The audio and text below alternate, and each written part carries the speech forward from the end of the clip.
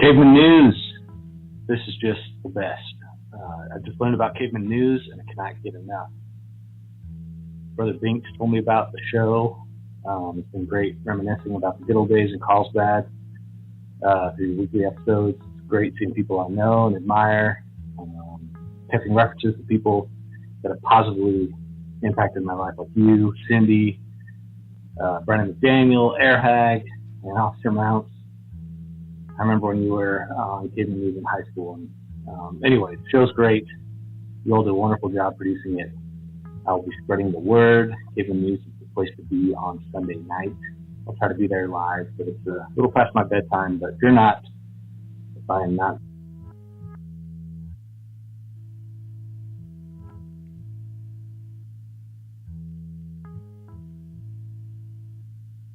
Hey, hello, Conda. Hello, Conda.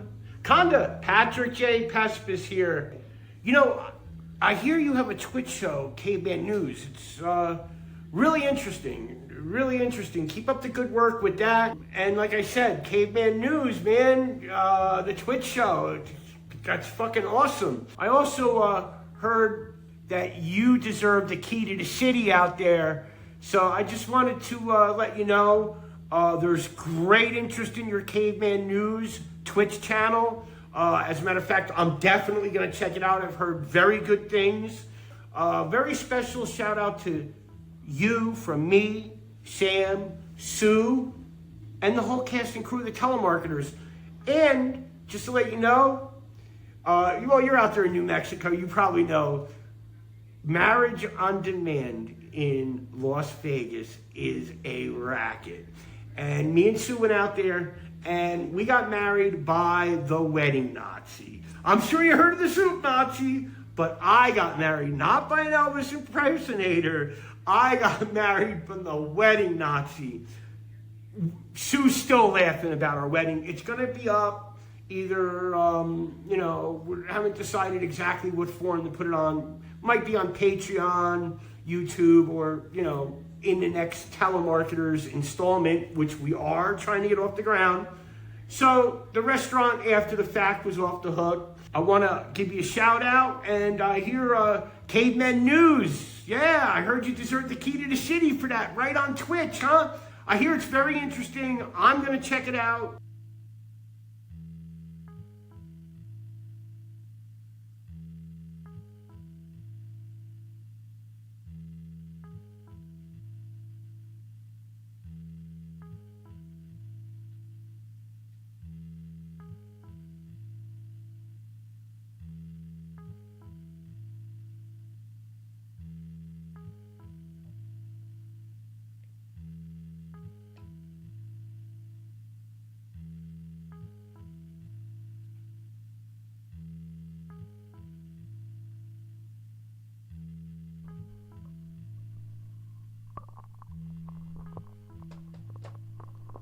Welcome, welcome, welcome. Let me stop this. Ooh, that didn't stop it. Nothing stops it. Okay. Well, thank you very much, Pat. That was exceptional. Golly, I have my camera kind of duct taped here to the monitor, and it keeps slipping and falling, getting all sideways, but that's besides the point. Beside the point. I need to introduce this show. It must be done. Ladies and gentlemen, as I said, welcome, welcome, welcome. Archeology, that's a hard word to come up with a good rhyme for, and, I almost dropped my rig.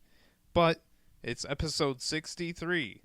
And let's see what we unearth. You dig?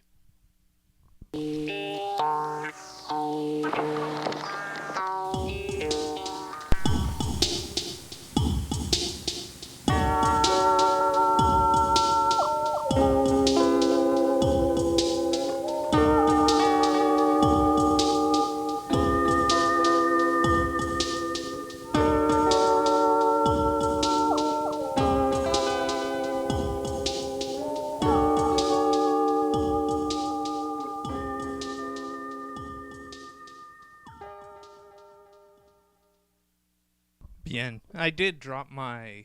Gosh, this camera is falling. I see. Hold on. Let me. That's better. Okay, that'll hold for a moment. What is this?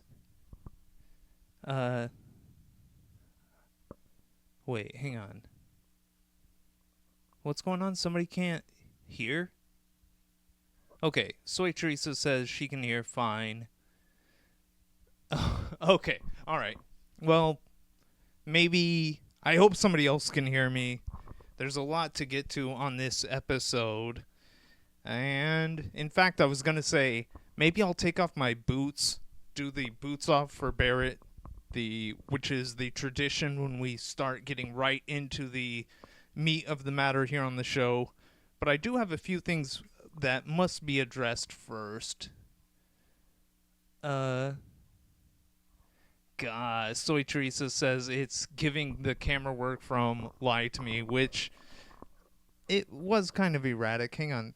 See, here's the problem. I had this good camera and the tripod set up, and then one night I forgot to take down the tripod and put it up after the stream, and when I slept I kicked my legs and kicked the tripod over and broke the camera, the thing that attaches it to the tripod, and I haven't figured out how to fix that yet, so I just have it duct taped to my TV screen monitor now, and that's just the reality that we live in. But so much to get to tonight. I want to start off by saying I loved that video at the very beginning of Pespis and his endorsement of the show.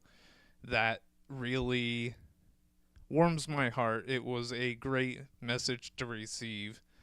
And as I've said, I got that cameo video and I liked it so much I found myself listening to it the next day as I walked to the grocery store, and I found myself smiling huge. It was pretty embarrassing how happy it made me, but it did. This camera, it's going to bug me, the fact that it's so off-centered, but I know if I fix it, it's just going to do it again, and I'm just going to have to accept it. This is the reality we live in. But loved the Pespis message. Okay, Soy Teresa says it looks fine. Good. Then I am not going to mess with it. It kind of looks off-kilter and wild, and maybe that's appropriate for this show. This is kind of as we all know, this show is DAFU, D-A-F-U, dangerous and fucked up. This is the most dangerous and fucked up stream known to humanity, probably the universe, any organism out there. I think this is the most DAFU. Yeah, I embrace it. I embrace the chaos.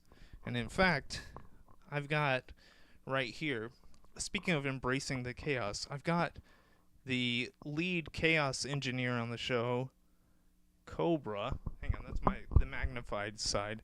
Let's see if I can catch Cobra in the... Alright. Oh, okay, we're close. There he is. Hey, Cobra. Nice. I'm getting good at this. I don't know anybody who's as good at mirrors and cameras than I am. I maybe the best at it. Who knows? But I also wanted to address the voicemail that we played at the top of the show. And I'm told that message, the voicemail, was left by Caleb Heinrich. Cinderoni told me that's who it was. And that was wild to me. I have not talked to Caleb in many years, decades at least, it seems like. And when I realized that he was the one that was leaving the message and being so kind about this show, it made me think about the childhood times I had hanging out with Caleb. He lived right up the street from me, and a specific memory I have is hanging out with Caleb And sorry if my memory is wrong, but in my mind, the way I remember it, we went and saw the Billy Crystal movie, My Giant, where it was Billy Crystal and a really tall dude. And I remember they were in a castle or something like that. I don't remember much about the movie, but I remember that when Caleb and I went and saw it, the film froze, the reel got stuck, and it was just one frame, the giant's huge face on the screen right here at the Carlsbad Mall Theater. And it, because the film froze in a certain place, it overheated and started bubbling and warping, and the film, kind of melted and caught on fire and everything, and it looked amazing. I really wish that would happen more often, but I don't think that they do enough on film projecting anymore. So that's kind of a lost art. That chaos is gone. And yeah, Brother Bink says My Giant is classic 90s.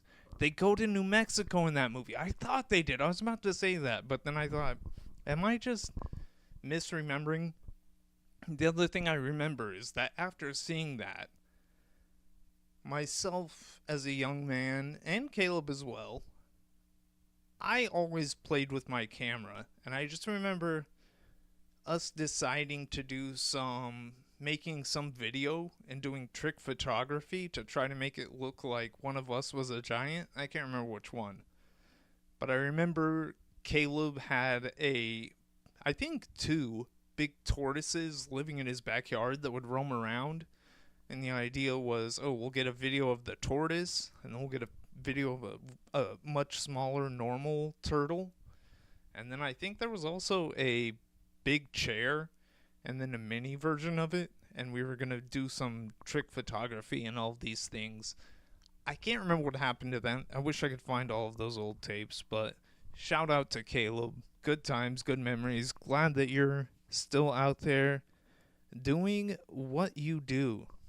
I'm telling you, this show is already a bit erratic. It's feeling very fast-paced, and it's like that movie where they're driving really fast and hectic, and that movie, oh yeah, Phantom Thread, that's the one. This stream is kind of like Phantom Thread, and Cars 2. Hang on, Brother Bink says Mark Heinrich still keeps African tortoises in backyard. Fuck yeah, that is so cool. I also remember the Heinrichs having a closet in their house that was full, I think I'm thinking spiders or some insects in cages. I was thinking maybe that it was snakes, but I think it was just spiders and insects and things like that. So, very cool.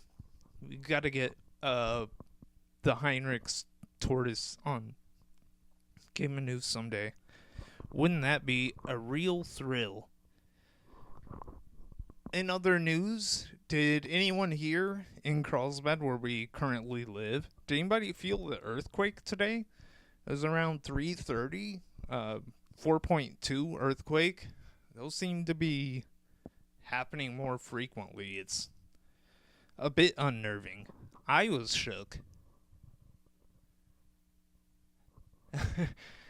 Soy Truth in the chat says, in the words of Councilman Eric Mays, hell yeah. And that guy is awesome. I had no idea about that dude. I saw a video for the first time today. Oh my god, you do not mess with him. He is a verbal giant. He is very at place. Oh, and Soy Teresa says R.I.P. to him. So that is much too bad. He's the defender that this world needed, and I guess he's no longer here. Maybe that's why the world's kind of fucked up right now. We don't have a defender like Representative Councilman Eric Mays. How do I have this hanging up? I'm not sure. It wasn't like this. It looked much neater. Hang on. There we go. Perfect. Everything's coming out so great today. Is there anything else that I needed to get to? I don't think there is. I think that it is time to begin. Oh, wait, hang on. You know what? I forgot that when Cindy posted in the chat, I forgot to play the Cindy sound alert. Cindy, you honor us with your presence. There it is. Cindy, you honor us with your presence. That is courtesy of the Sean AI. And you know what? I'm sitting here debating. Should we try to call Sean? Last time he didn't call. A lot of times he does not answer when we call, which is very disappointing. As Soy Teresa says, yeah, well, she says the studio is collapsing, which is true, and it's very reminiscent. I don't know who else watched the On Cinema Oscars special this year. What was that? Oh my gosh, is that the sound mean my... Okay, I think that's fine. But the On Cinema Oscars special earlier tonight, it was amazing, and no spoilers, but it ends with the house collapsing. So I'm being told by Soy Teresa that we should call. And here's the thing, I have not looked up Sean's number since he first sent it to me. This is his third or fourth number that he's had since the show began. But you know what? I memorized it, I know it, and let's see. 505. Ooh. Now what is a 489 8484. I think that's it. I was pretty confident. Let's find out. Yeah, he goes through phones like crazy. I really hope he at least set up his voicemail this time, because he is the king of good voicemail messages.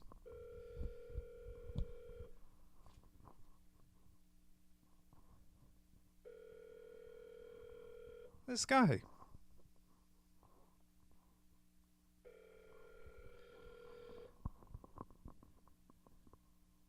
I'm really hoping. I don't think there's going to be an answer. And I'm kind of debating if I got the first three numbers. I mean, of course it's 505, and I know it's 8484. That's very easy to remember. But oh wait, maybe it's 48. No, I don't know. I think I might have messed it up, but whoever it was, they did not answer, and that's on them. And as a reminder, if you want to call into the show, we have the number right here. It is, let's see, I also have, 575-689-2606. Our wonderful phone jingle given to us by producer Nico. It's catchy, it gets stuck in the head. Wait, hang on, I keep... oh. Soy Teresa says, because we keep doxing him. I don't know. Have we ever doxed him? I'm not sure if we have. And Cinderoni, yes. I also love that jingle. It's beautiful. But speaking of sound drops, I have another one that we should play right now. Start the if I was in the chat, I would be saying, start the show. I know you would. Start Absolutely. the show. Okay. There's the... okay. Perfect. All right. It is time to start the show. Let's talk archaeology. I didn't know much about the history of archaeology here in Carlsbad, New Mexico. Even though I know everything about this town and all the wonders that it has wrought. this was kind of a blind spot for me. And yes, as Soy Teresa says, I did type archeology in the Instagram. It was a typo. I need a sound drop for "you made a mistake." I'm pretty sure I had one at some point. I don't know. But that's beside the point. Let's get into the meat of the matter. Let's start off right here with our first story. When does this come from? This is 1936. Archaeologists arrive to study prehistoric man in Carlsbad area, which, hey, great spot for it. This is the home of the cavemen and caveman news, so we weren't around in 1935. It was a few years before we got started. And quick aside, just speaking of caveman news, you know what? I'm going to save that story for later. We'll get to that later. Let's go on to hearing more about these archaeologists who arrived in 1935. Mr. and Mrs. Richard G.L. Ayer, representatives of the Academy of Natural Sciences at Philadelphia, were combing Carlsbad dime stores today for whisk brooms, which is... Yeah, actually, hang on, quick aside. Brother Binks in the chat says, "Where is Bo Hake?" And that is the man that I used to host Caveman News with back in, Jesus, 2002 or 3. Bo and I had the weekly Wednesday show on Caveman News, and I think I did reach out to him on Facebook and tell him that I was bringing back Caveman News when we started last year. And I thought, you know what? Someday, if we can get Bo Hake on the new Caveman News, that would be... It would make my day. I would love it. Yeah, Soy Teresa says she's seen footage. There is footage. I need to play more footage from the original Caveman News on this show. But let's get back to these archaeologists combing the dime stores of Carlsbad looking for whisk brooms, which maybe you should have brought your own. But I guess whisk brooms are a dime a dozen. Friday morning, their car was loaded with picks, shovels, respirators, and other paraphernalia. Peculiar? Oh, peculiar, I'm sure, to archaeologists. The only thing lacking was whisk brooms, the scientists' most essential digging instrument. Well, if it's the most essential, then you're kind of doing yourself a disservice by not having them. And as usual, I forgot when we start the main part of the show, the getting into the history, I have to take off my boots in honor of James Barrett, the first man executed in Carlsbad. These are my Conda shoes. I can't tell if it... Hang on. My custom Conda shoes. I gotta... See, now when I hold them up, I can't see if it's showing. There it is. Conda. Nike Conda. So, boots off for Barrett. He said that he didn't want to die with his boots on, so he took off his boots before he was executed. And that's in honor of you, James Barrett. Boots off. Cinderoni says, "What is a whisk broom?" It's, I don't know. Actually, I just imagined it was a broom.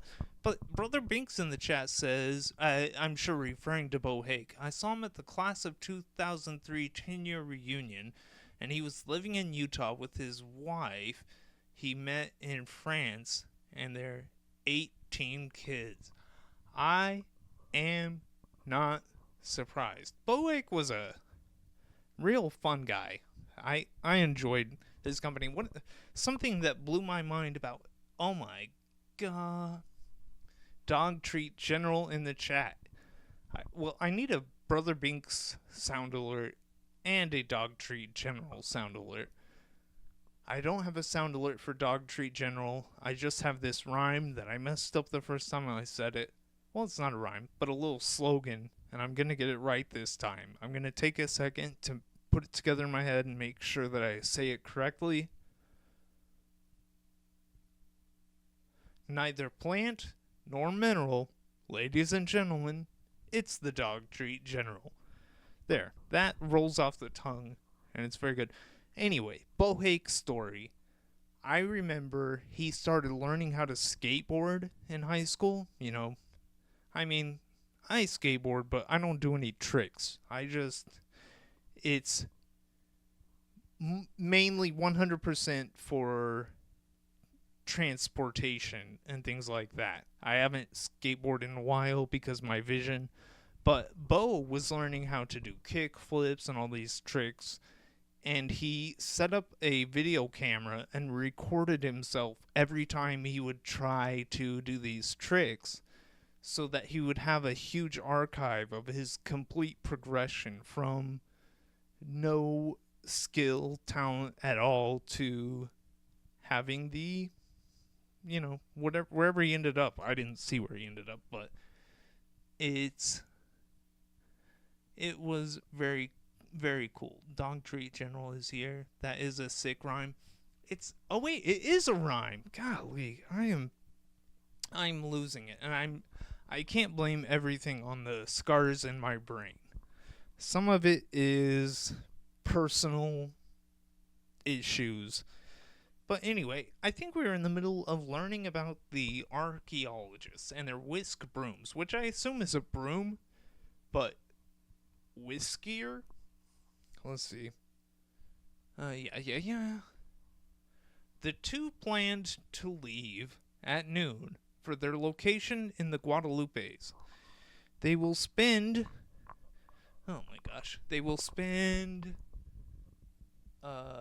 the summer working and camping at the location, making occasional trips into Carlsbad.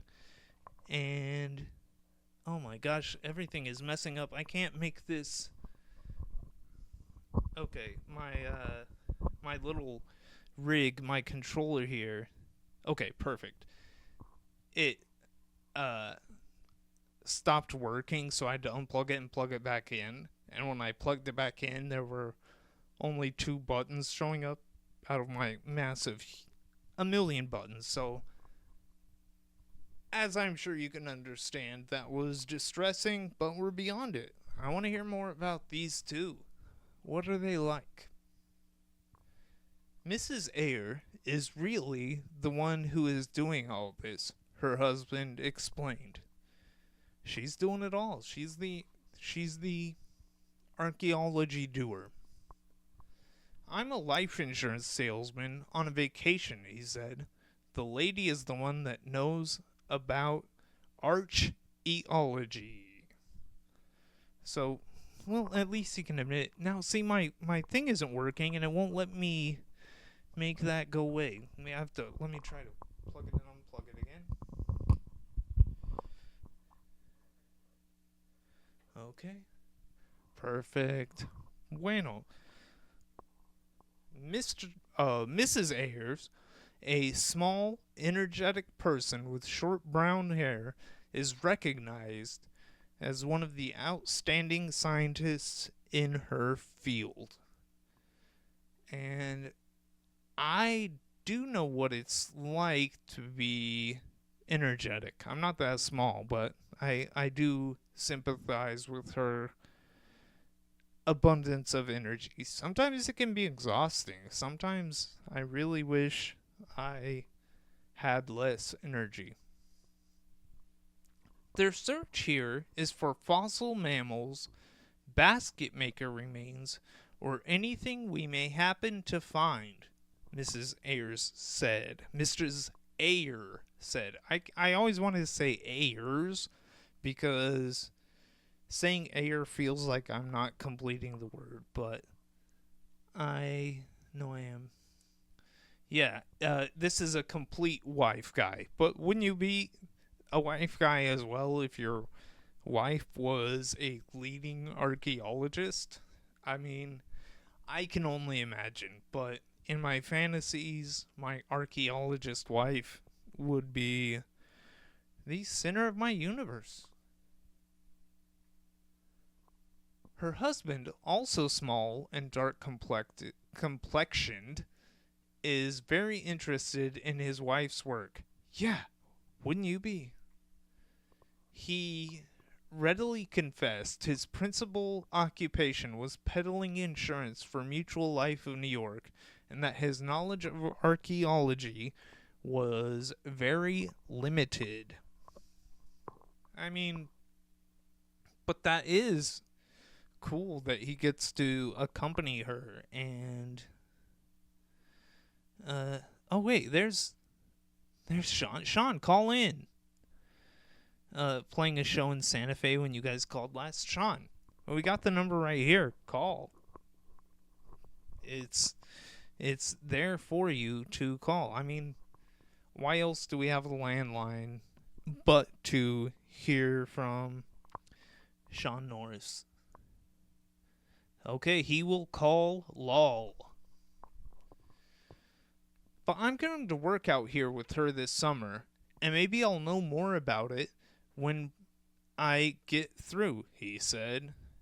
I'd really hope so. I can't imagine spending a summer doing archaeology shit. I don't know. What's the verb for archaeology? Is it just digging? Is that what it's just called? Archaeolying? Whatever. But yeah, after you spend a summer doing that, I'd really hope that you do know more about it. You're never going to know you're never going to know as much as your small, dark-haired, energetic wife. Okay, now let's see here. What? This one isn't working. Oh, yeah, it is. Whoops. Okay. I realize what that button is. It's a different button. See, it's hard when you can't see the buttons. I just know what they are just from muscle memory. Oh, it looks like that was the end of that story. It was just a very romantic story of the archaeologists and their digging. Now we have our second story of the night. I am excited about this one. Carlsbad. As William Rodriguez sifts through sand looking for a dinosaur bone, he talks about the difficulty in being an archaeologist. I'm sure it's very difficult. I can't fathom what it would take. It must be not only physically exhausting, you have to do all the digging, but then you have to know about the stuff that you dig up. I don't know. Maybe I'm ignorant, but shouldn't they have teams, like one person digs and the other person is the one who knows what is dug? It could be. Soy Teresa says, yeah, it's stressful in ways she will never understand. And soil is so complex, says Cinderoni. I don't know anything about soil. That's one of the blind spots in my knowledge, and I do unfortunately have to get the mirror out again because Cobra, where you at? Look at this guy. Look how long he is. This is the longest cat I ever knowed in my life, and he's a good guy even when he is actively trying to murder me. Patricide is a big part of his desires. What does Soy Teresa says here? They need to set up like construction workers, 5 guys watching one guy dig. And then she says, haha, a lemur. Because yes, Cobra is 100% a lemur. what does Sean Chobia says? Sounds like the New Mexico construction crews. And I like, Sean, I like how you put a capital C on construction workers. That really puts some gravity behind it. I'm looking for something very interesting that we'll be able to use and find out about, Rodriguez said. He added that having patience and fighting the heat are two of the more difficult parts of the job. Well, then why did you become an archaeologist? I have no sympathy for your plight in this instance. He is only in 7th grade. Oh, okay. Well, then I guess that explains it a bit more. 7th graders can't handle heat at all. Oh yeah, and here's the the headline for this article. This is from 2003. Middle school students take part in archaeology project by Casey Temple, current Argus staff writer. What the hell? Oh, there we go. What they're also learning is patience, the thrill of finding something and identifying it. Bernita Smith Payne, history teacher. I remember Miss Payne from PR Leva. I never had the honor of being taught by her, but I do remember her. A child archaeologist is very cool. And yeah, Soy Teresa says great way to teach kids to be patient.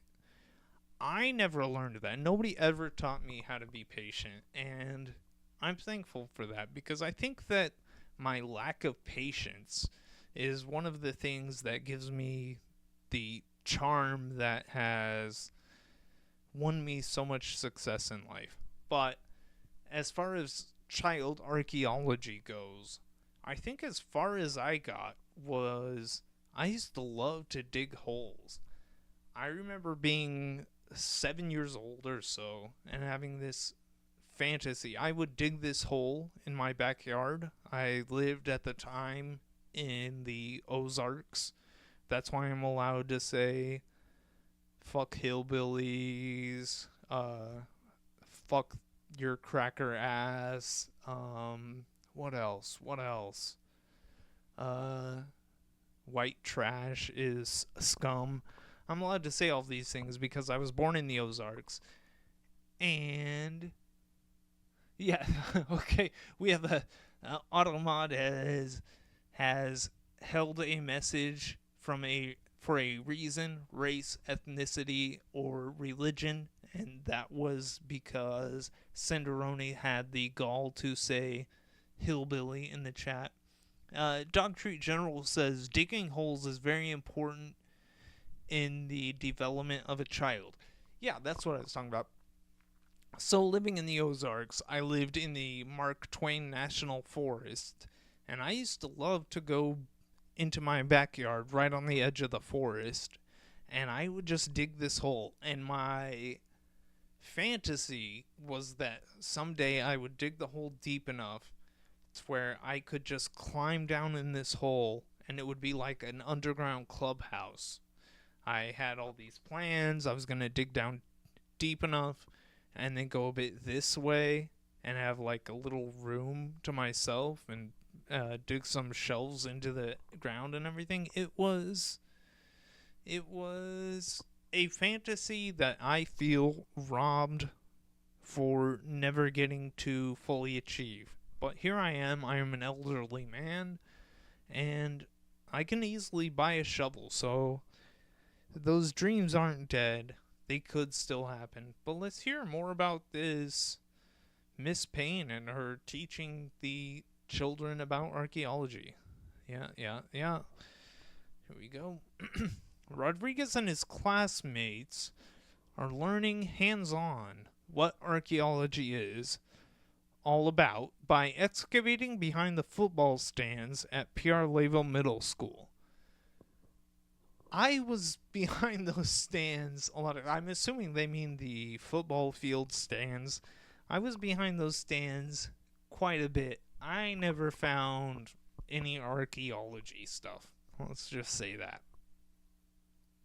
It's something I've always wanted to do, said history teacher Bernita Smith Payne, who organized the archaeological dig for her students' classroom and getting hands-on experience. What they're also learning is patience, the thrill of finding something and identifying it.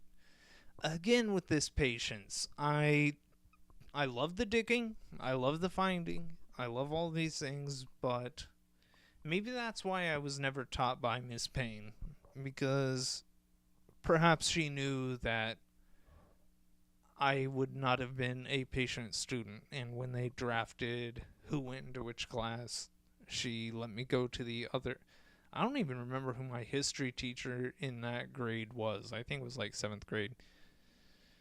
Students studied ancient peoples native to New Mexico in the fall and recently learned about site preparation, how to use a microscope, and measure and weigh objects as a part of the excavation project.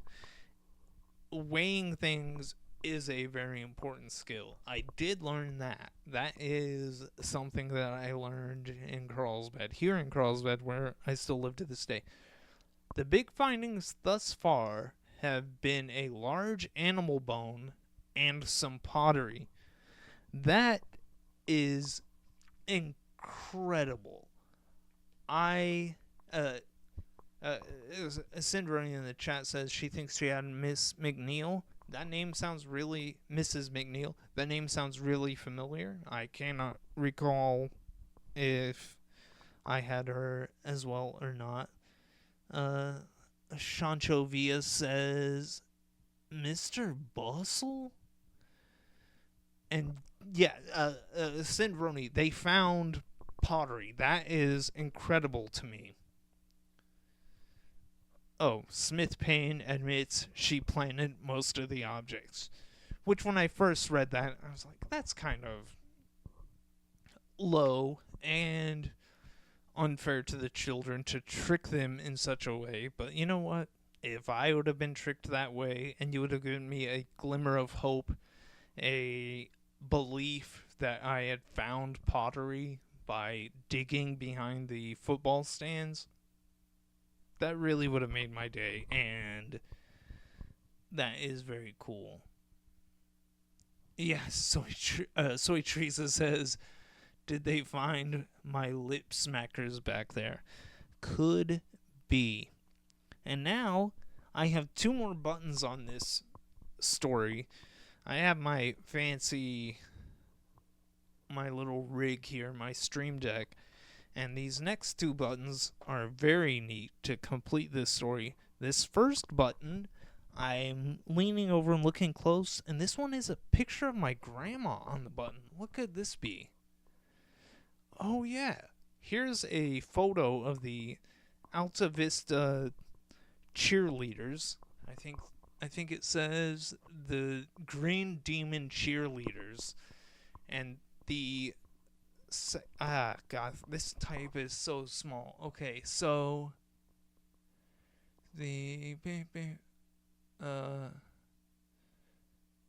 okay, so the second person is Miss Payne, Bernita Smith, and then the third person is my grandma, Jane Carwile at the time. But I do remember hearing that grandma telling me that she used to be a cheerleader with the history teacher at PR Leva, and I thought that was so sick.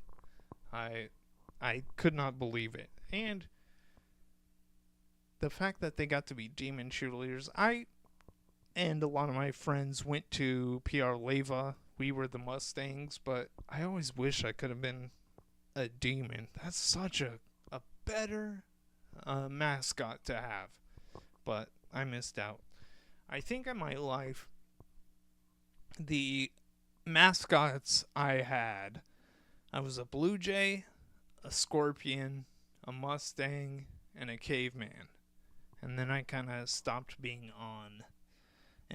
Sean Chovia says PR, and I reluctantly have to agree. Now, this next button has a picture of my grandpa, and I'll be completely honest. I was going to say, I don't remember what this button is, but I did just remember as I started saying that. So I can't say that I'm going to be surprised. I know what's happening when I hit this button. GPA. Benita's father was a Baptist preacher and kind of a black leader in Carlsbad. He had a candidate service one night, and at the conclusion, passed the plate. Grant by Elmer Proudlie put in $5.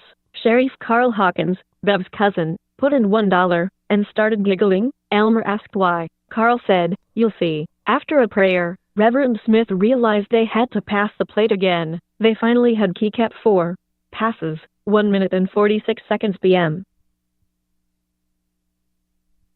I do not know exactly why in that story the preacher, Miss Payne's father, had to pass the collection plate 4 times, but I do appreciate it. Any input from my grandfather that I can have on this show, I will include.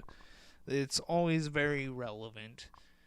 And I think that means that it's time to move on to our next story. What's this one?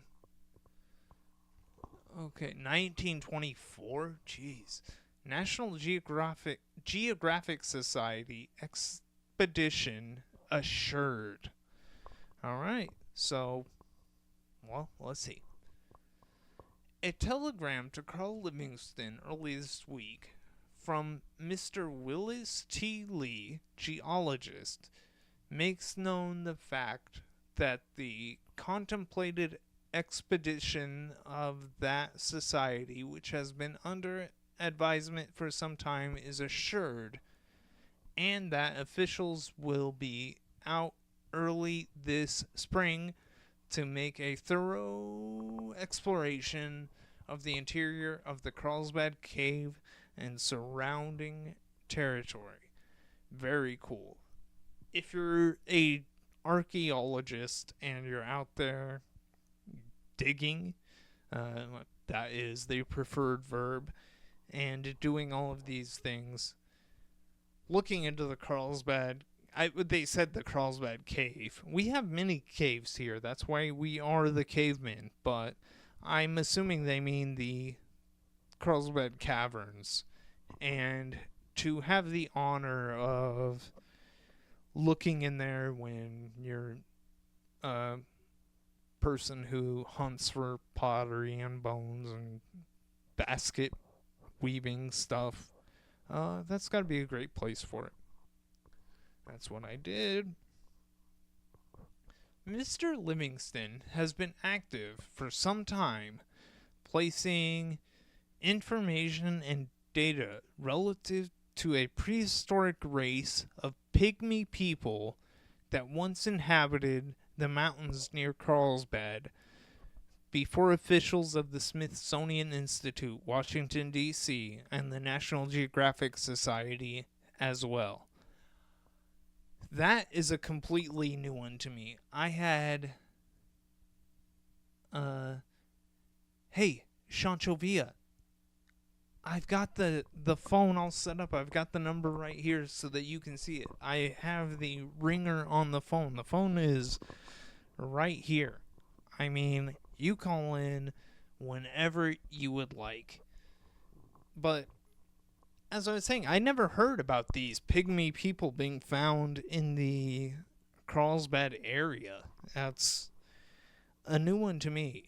But in 1924, that's what they were finding. I did that one right? Yeah, okay. Some time ago, J. Walter Fuchs, chief of the Bureau of American Ethnology, Smithsonian Institute, requested that Carl forward a skull from one of the pygmy skeletons which have been unearthed in the Guadalupe Mountains, and upon receipt of Mr. Lee's wire, he immediately forwarded one of the specimens called for. That is wild to me. I don't know why I've never heard about these pygmies. It makes me wonder if something happened, if they found out that no, this was just a, little chihuahua's skull or something like that, because that should be front page news of the cobra, of the current Argus, the paper of record, and I've never heard of it. It's very interesting. Okay. According to Mr. Livingston and others who have explored various caves in the Guadalupe Mountains containing evidences of the pygmy race, the mummified remains of these small people, the adults measuring no more than 3 feet in height, are found to be in a remarkable state of mummified preservation. Very cool. That's another wrinkle to the story, is that these 3-foot pygmies were also mummified. That's incredible. Where did they go? I want to see these mummies. Implements, pottery, and other relics are also to be found. More thorough exploration has not been made by local people heretofore, owing to the fact that without exception, these caves or niches in the rock wall aft the canyons are almost inaccessible, and the historical appeal of these various relics has, up to the present, been small. Yeah, like pygmies. And I do just want to highlight the typo in that right there. Let's see it right here. Aft the cannons. I am perplexed. I'm sure they meant of the cannons, but did they mean wall of the canyons? Because I don't know. Am I the ignorant one here? Are there such things as cannons that I am unfamiliar with? I do not know.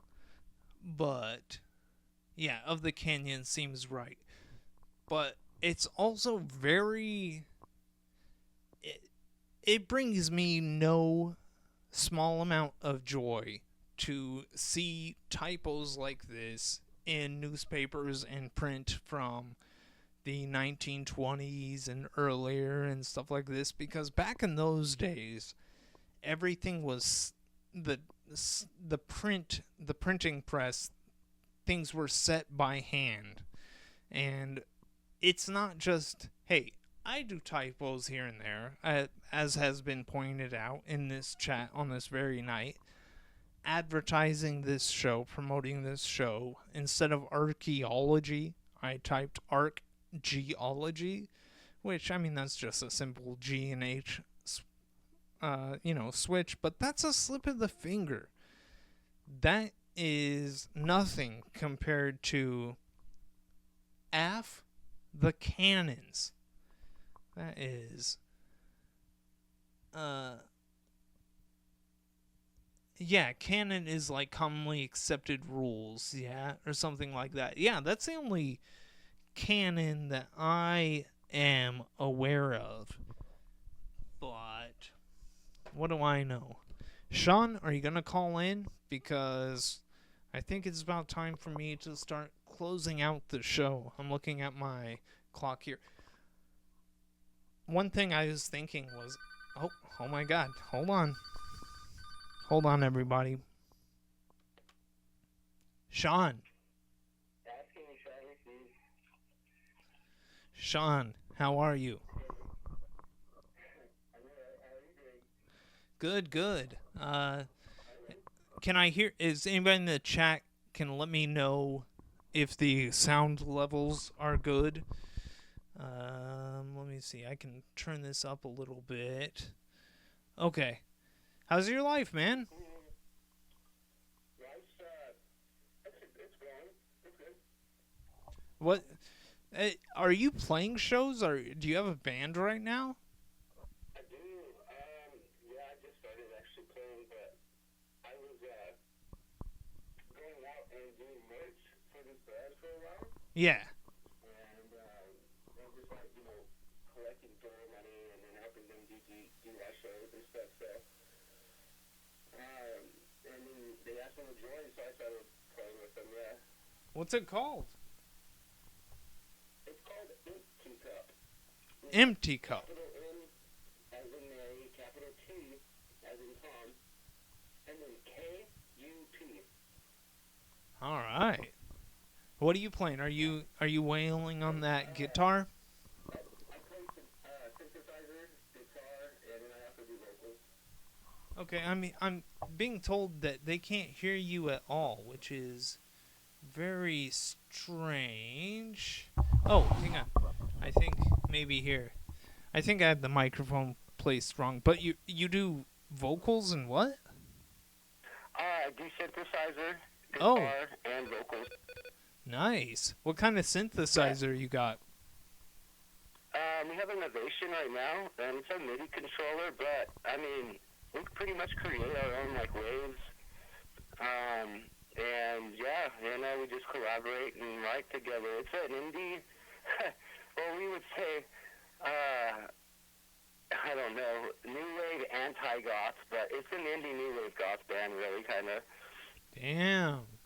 That's some heavy shit, man. And you were playing in Santa Fe? Punk rock into it than anything, honestly. Hell yeah, man. Have you seen any good movies lately? Oh, no, actually. You know what? Yeah, I have. All right. Like what? Yeah. There's this one called Bomb City that I watched. What's that like? I don't know I've heard of that. It's pretty good. It was about, I believe, Amarillo, Texas. Uh-huh. And these punks who were occupying a space, and they're paying rent for it, but they were all living together, a bunch of kids, like gothy punk kids, they look different, they, smoke cigarettes, drink beer, and Bad boys. just live together, and skated and shit, but the cops fucked with them. They followed them back to their house after, something happened, and then they ended up charging them, and, it's just a crazy story, man. It's true, too. Sounds like your life.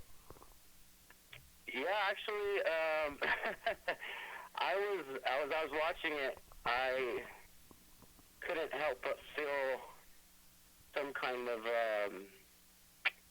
I don't know, some kind of empathy for sure. Oh yeah, for sure. Yeah. So, Soy Teresa in the chat says she misses Squiz. I remember seeing your post that you and Squiz were going to start a band. Whatever happened with that? Oh, yeah. He ended up actually moving to, where is it? In Texas. It's over there by the coast. Gross. Dang it. I can't even think of the town right now, but he ended up moving somewhere, going to rehab because he was all strung out. Right. And he's doing good right now. He's just, he's just trying to get his head straight. And so... For sure. So, yeah.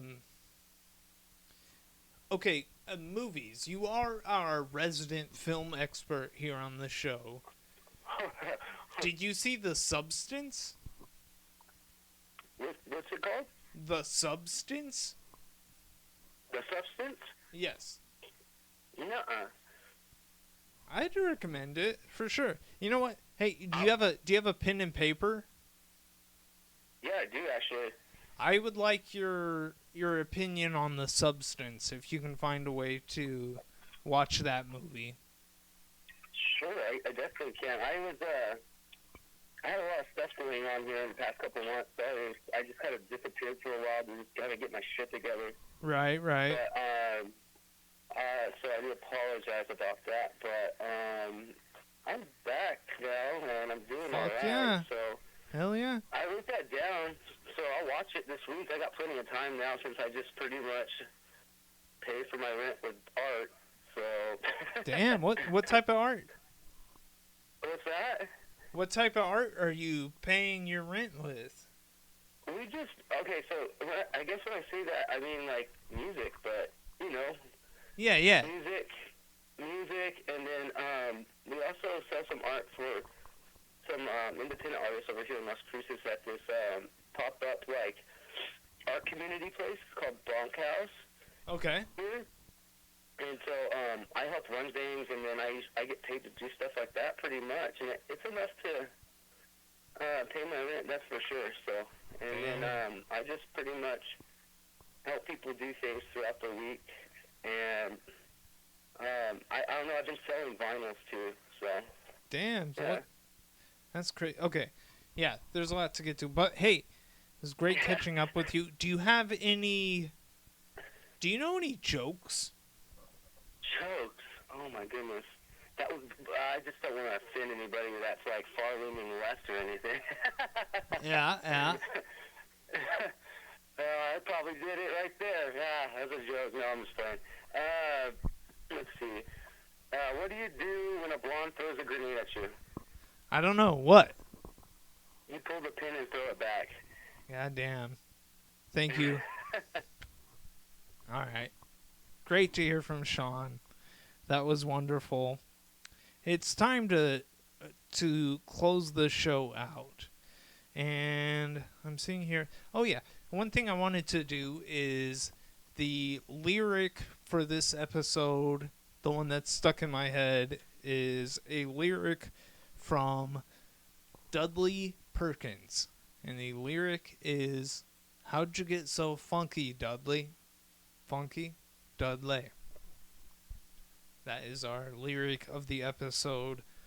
Next week, very excited. The card here says, okay, the topic, yeah, how did Dudley get so funky? That is something to ruminate on and think about for the rest of the week. That is the lyric of the week. My card says here that next week the topic is going to be Rob. That doesn't make sense. Rob who? Wait. Oh, robbery. Oh, next week, tune in. We're going to be talking about bank robberies here in the great city of Carlsbad, New Mexico. And I hope that all of you are thriving and conniving. It is... What is this? We have a link in the... Okay, it's a link to Sean's music, Empty Cup. Check him out. It's in the chat. There's the link. Looks like on Spotify. Jeez Louise, look at this guy. Okay. Next week, we talk bank robberies here in Carlsbad, New Mexico. And we are Dafu. Fuck the blue. If you're here next week, then I'll see you.